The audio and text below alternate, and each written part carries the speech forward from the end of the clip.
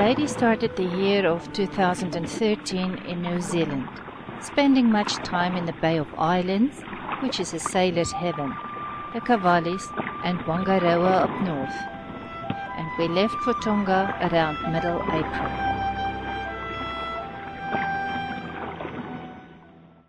Our visitor, who followed us for days, came on board on day 9 out at sea. Initially, our voyage to Tonga was normal, whatever normal means. Just before Tonga, though, we had a gale that was worse than bad. MYLADY handled it well.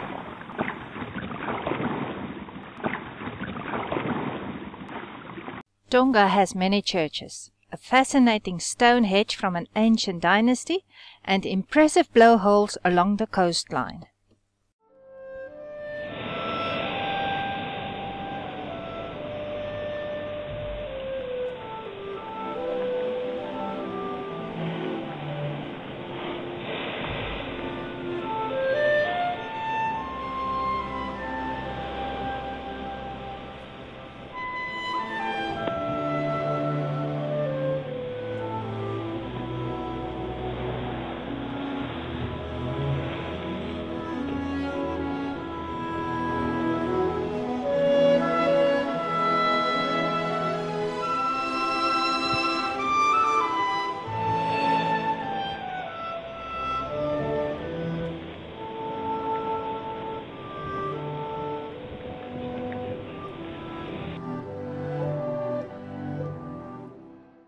Visiting the honeymoon island Tau was like honeymoon, and the most beautiful coral at Telefisia, where the men fish on the reef in traditional canoes.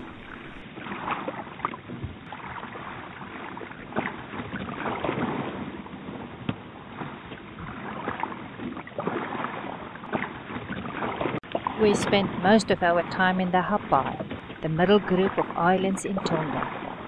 Lovely Limu had too many crabs, and there were way too many snake tracks also. I was nervous.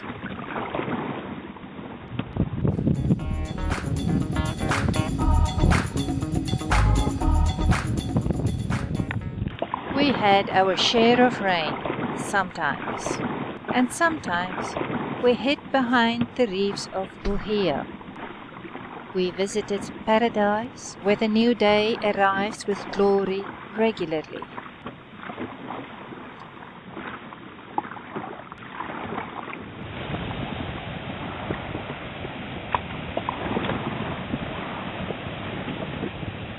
The pigs rule the road in Pangai, the capital of the Hapai. Here we were invited to an umu feast. The modern-day umu is not baked in the ground anymore.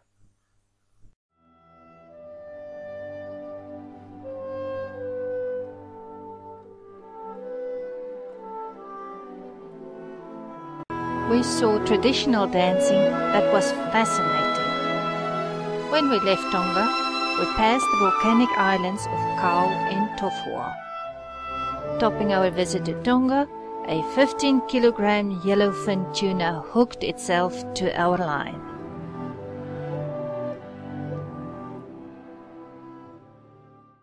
To prevent arriving in overtime, we lessened sail and dragged a tire. We're in beautiful Fiji, but it's grey. The almost standard on the weather forecast is moist air. That means rain. Savu is a friendly small town with most of the things one need. It is a relaxed hub for many boaties. We stocked up on food and spent a great amount of time on the internet, catching up with our outside world. Have you been on our website lately? Easy to remember, MYLADY, all one word.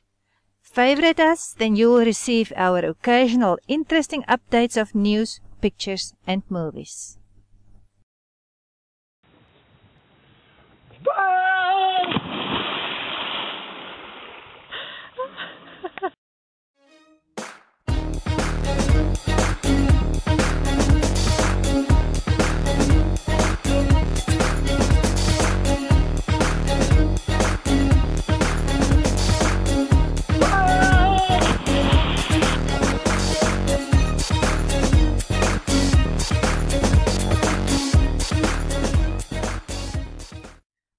cruised the north of Fiji.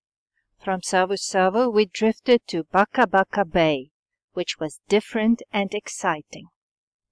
It was springtide, and we a bit too close to the rocks. Oops! People were out on the reefs the whole day. We did not notice any harvest though.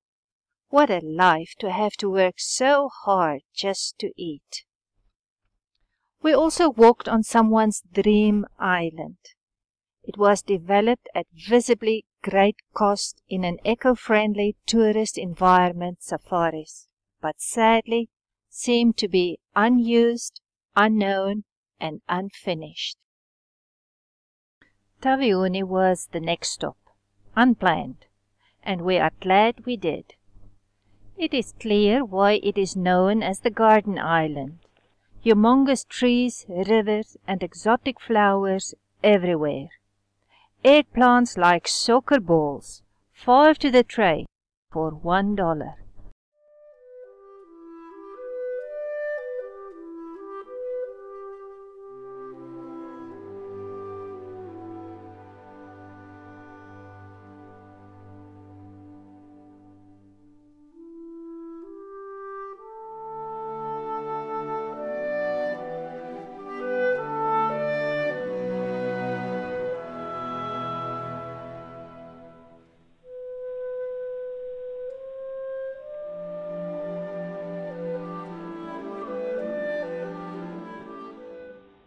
Drifting and struggling, we sailed around Kiowa Island, where we encountered the first canoes. Anchoring was very deep and the shore barricaded by mangroves. Going to Rambi was adrenaline pumping. Rain, strong wind gusts, and grey weather hit the reefs next to us. We stampeded through the heavy seas in the pass and stayed on Beam's End all the way to the anchorage in Christina Bay. And what a contrast! Calm and protected.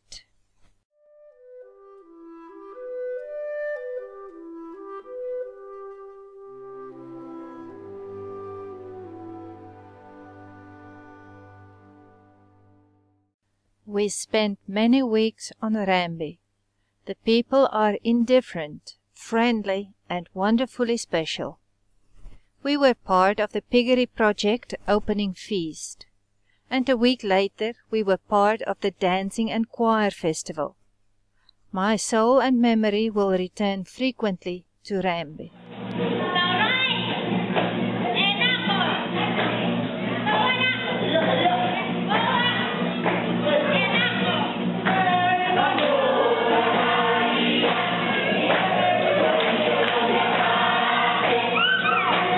West around Udu Peninsula, we watched 2 whales feeding along the reef. Our next stop was Nubu Pass, where it seemed we were all alone in the world, looking out at the great Pacific Ocean behind the reef. We dinghied up the Nubu River to the water terraces. Our next stop we made was Also Island, a voyage of 5 miles. At Also Island, VCO is made, that is, virgin coconut oil. A very impressive eco-friendly project by a retired couple. After running aground a few times, we eventually got away from Also Island, sailing along the north coast of Vanuatu in Fiji, in short hops and with good weather mostly.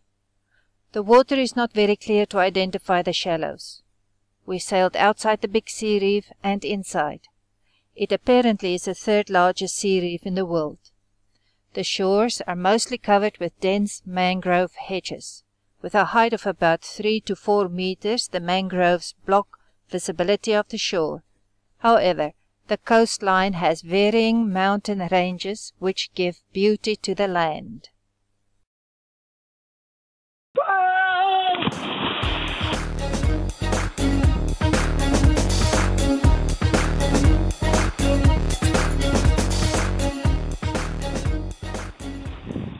At Fisongo, which is an unknown bay, there may come one sailboat a year. But we were the first boat ever to go ashore and meet the people. The district school happened to be there, and we had a great time at the school. They were attentive to the stories we shared and happily sang us a couple of songs afterwards. It must be the best mannered school we have yet visited. Everything about our stay and visit at Fisongo was special.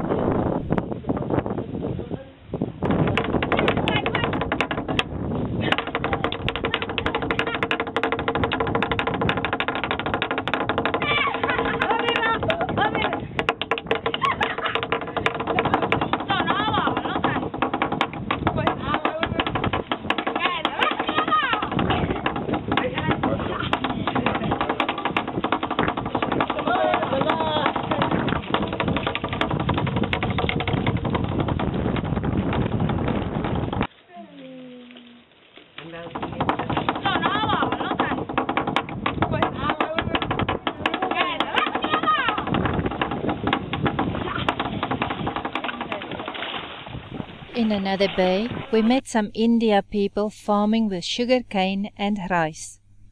One day, we also discovered through a hole in the mangroves that the tremendous noise going regularly around the bay was actually a small train carting hand-cut sugar cane to the factory many miles away.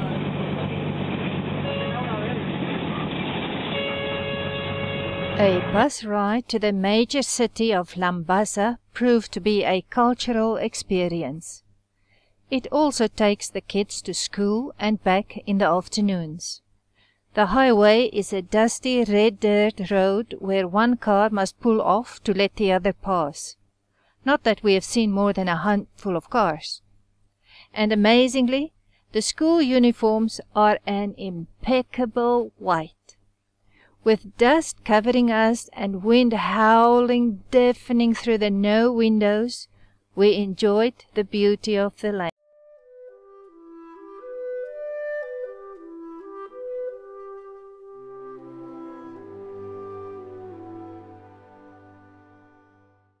The end of this season on the islands drew to a quick end for us. We made haste with long daily hauls between the inside reefs southward. At Yandua Island we rested and had a holiday for a few days, waiting on the good wind again. It was perfect. Lovely sunshine weather, no storms, beautiful coral and snorkeling, and enjoyable barbecues on the beach with other boaties. Hebben jullie in 2007 was het hele clubgebouw al weg, hè? Ja, we hebben alleen maar dit. We had a hard to windward sail getting away from Yandua, direction south and through the reef. But from then on it calmed and turned favorable. In Lautoka, where we arrived Friday at noon, we were touching ground just here and there to provision and make phone calls and arrange for my lady's off-season. Customs were not happy to clear us at the last minute, but they did, and by nightfall we were underway to New Zealand. The voyage across the Pacific Ocean was something of everything, weather and sailing-wise, and hard to windward all the way. But by all standards it was a good crossing. And now my lady has found a new address for the coming months. North End Boatyard in Whangarei, New Zealand. It is a very relaxed and efficient yard, and we have a site with an interesting and lovely view. We are drying my lady out, and while skipper is away earning our freedom chips, the crew have to do the inside boat paintwork and replace all the sail and dinghy covers and a few more things. But she's going to AWOL and go for a visit. Thanks for watching. Drop us a line on the email mysaillady@yahoo.com.